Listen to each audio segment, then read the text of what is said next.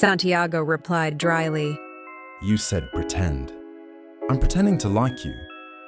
Catalina smirked. You're too good at it. It's concerning. Their guest chuckled and moved on. And as soon as he was out of earshot, Catalina pinched Santiago's side through his suit. You almost pulled my ribs out of place, she hissed. He gave her a smug look. I thought you liked being close. Oh, I do. When I'm close to strangling you. They broke into low, hushed snickers, stealing champagne from a passing waiter. Catalina clinked her glass against his and whispered, To pretending. Santiago raised an eyebrow. To flawless performances. Then came another couple, older, with too many diamonds and too little patience. You two look so in love, the woman squealed. Catalina, without missing a beat, turned to Santiago, grabbed his face and kissed him, deep and dramatic. He stiffened for a split second, then relaxed just enough to play along. When she pulled away, their audience applauded. The moment they were gone, Santiago coughed. Warn me next time. Catalina batted her lashes. I thought improvisation was part of your charm. He gave her a look. I'm going to start charging you for emotional damage. They smiled and posed again as more people passed by. To everyone else, they were the golden couple, magnetic and inseparable.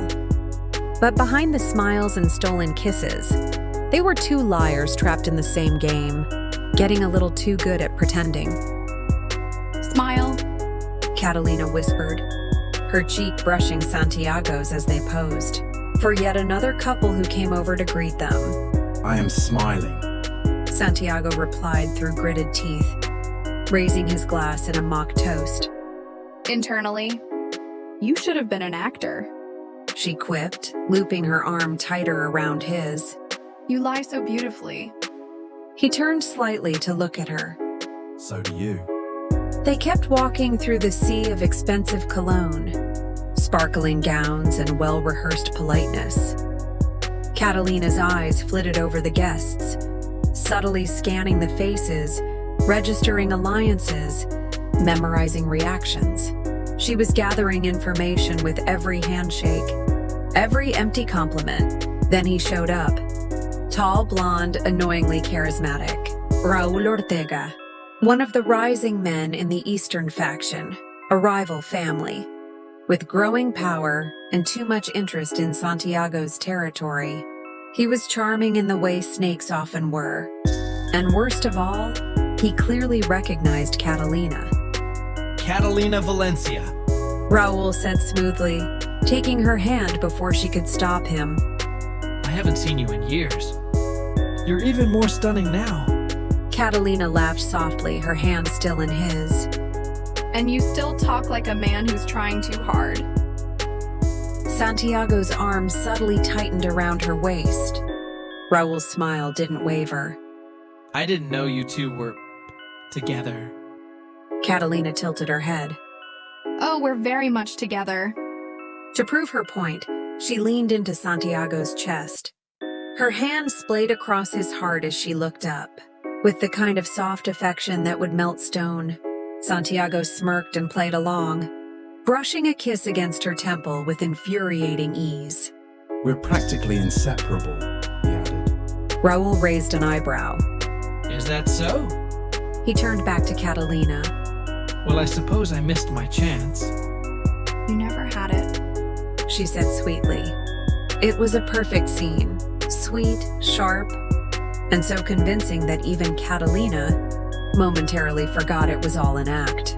When Raul finally left, Santiago exhaled slowly. If he stared at your chest any harder, I would have had to break his nose with a champagne bottle. Catalina raised an eyebrow. Was that jealousy? He scoffed. Please, I just don't like him. She pretended to consider it. You're kind of cute when you're territorial. He gave her a side glare. I'm not territorial. Of course not. She smiled sweetly and took another sip of wine. But next time, if you want to kiss me without an audience, you could just say so. Their eyes met, briefly.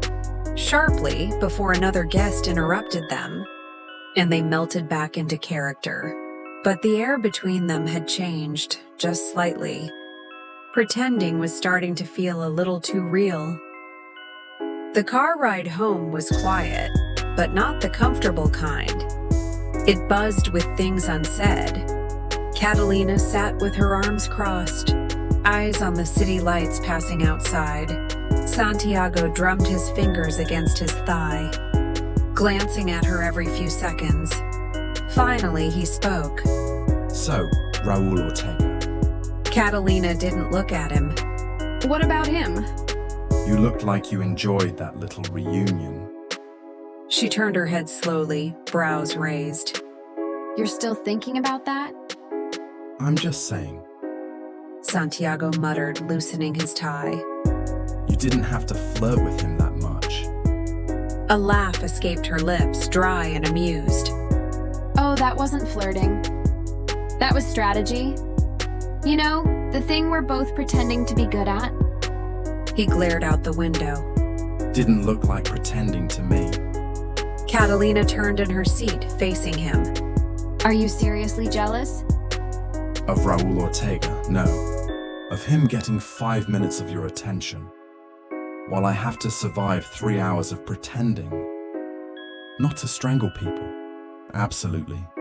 Silence, then she smirked. So you were jealous?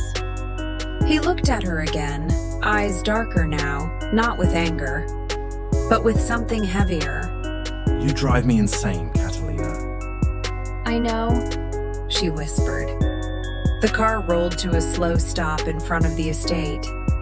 They didn't speak again until the door closed behind them. The distant hum of the city locked out. In the quiet hallway, Santiago removed his jacket and tossed it aside. Catalina kicked off her heels and leaned against the wall. You really think I was enjoying that? She asked, her voice softer now. He turned. Weren't you? She shook her head. No, because I hated every second of being touched by a man who wasn't you, even if you're the last person I should care about.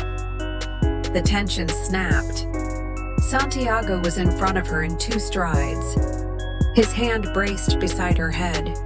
Say that again. I hated it, She breathed. because it wasn't you. That was all it took. Their lips met in a crash of fire and frustration, of tension finally unraveling.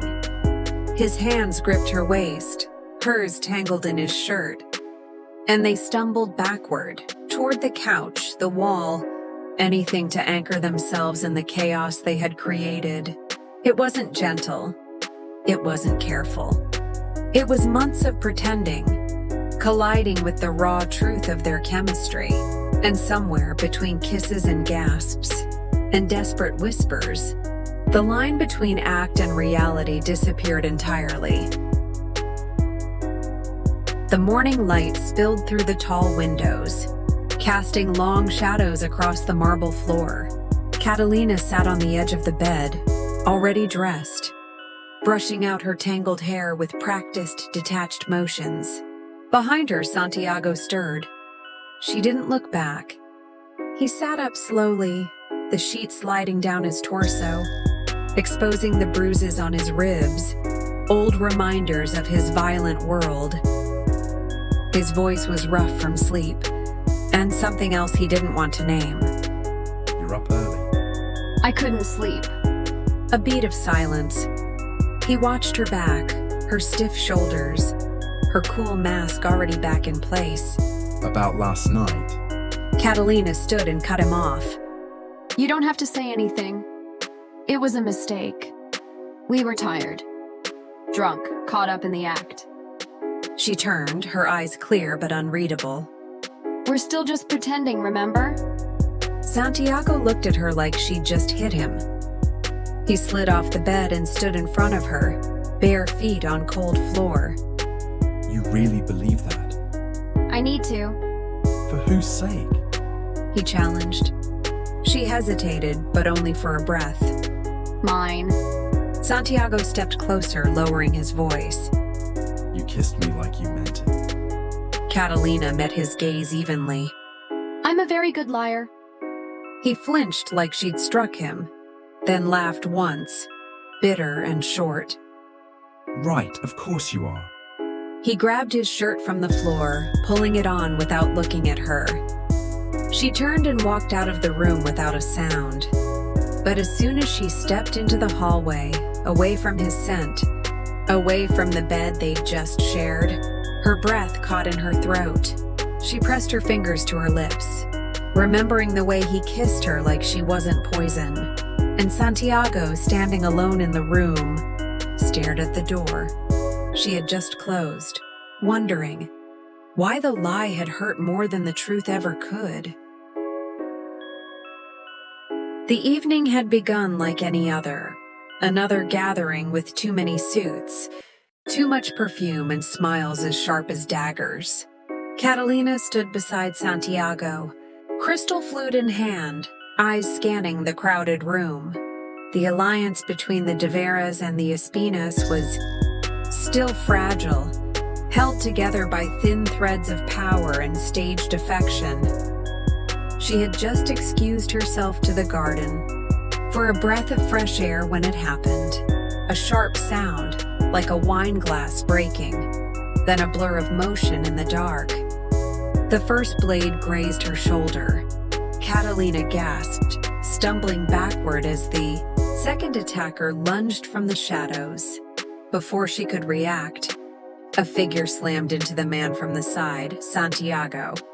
He moved like fire, efficient and violent. Gunshots cracked through the air as chaos erupted. Catalina crouched behind the marble bench, clutching her bleeding shoulder, her heart hammering. The second man dropped to the ground with a sickening thud. Santiago was in front of her in seconds, chest heaving, eyes wild. Catalina, He said, crouching. you're hit. It's nothing. She lied, but her voice shook. Don't lie to me. He snapped, tearing the sleeve of his shirt to press against the wound. His hands trembled. I saw the blade. I've had worse. She whispered, trying to laugh. But the way his jaw clenched made her words catch in her throat. This wasn't the same man who smirked at her, across poker tables or threw sarcastic comments like knives.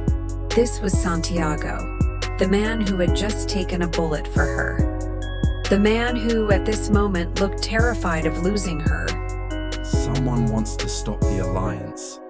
He said through clenched teeth. They went for you first. Catalina's eyes darkened. That means the leak is from your side. I know. He muttered. And they just made their first mistake. He reached out, brushing hair away from her face, blood staining her cheek. You're not just part of a deal anymore, Catalina. I don't care what this started as. I won't let anyone touch you again. She stared at him, stunned by the fury. In his voice, not cold, calculated anger, but protective, real. Why? She asked quietly. Why are you suddenly acting like I matter? His throat bobbed as he searched for an answer, but none came. Not one he could say out loud. So instead, he just held her gaze and whispered, Because you do.